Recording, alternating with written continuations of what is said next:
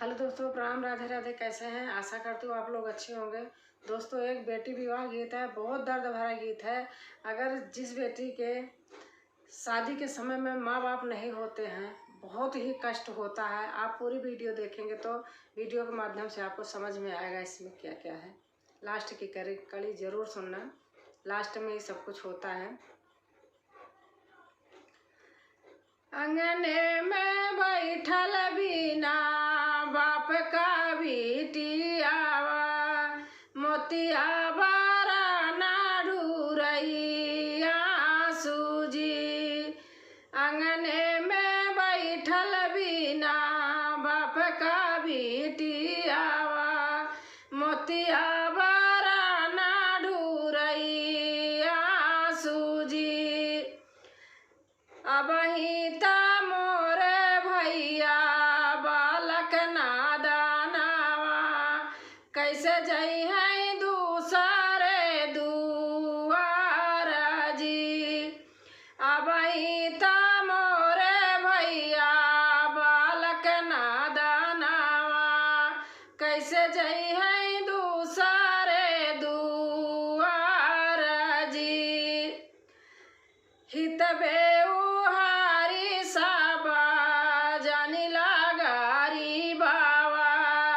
छोड़ी दे है हमारा दुआर जी।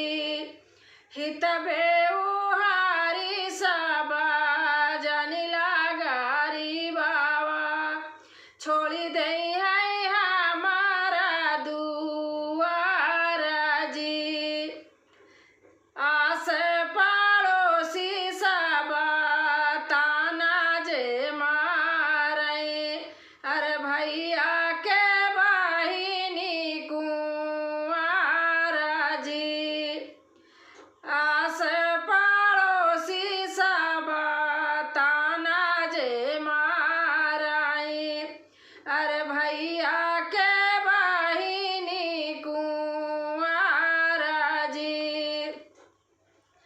हो तभीनु सारा भैया गईले अयोध्या, खोजिया बारा श्री राम जी। हो तभीनु सारा भैया गईले अयोध्या, खोजिया बारा श्री राम जी। तू ताया समधी राजा राजा वालावा, अरे तोहरा ता बड़ा परिवार जी।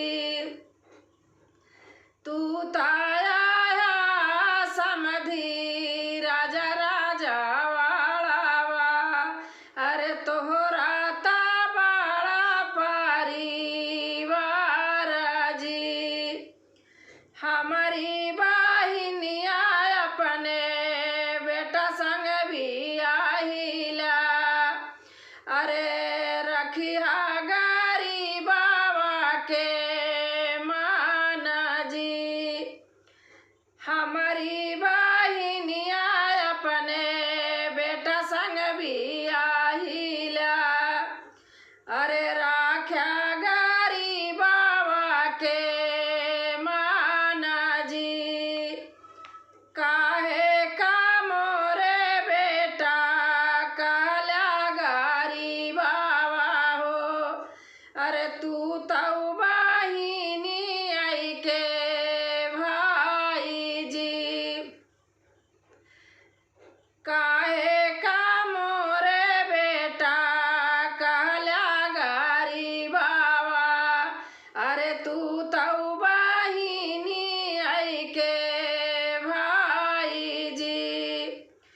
तू तऊ करऊ ब्या बेटा बहिनी के दानावा, अरे हमले बई हाथ पासारी जी।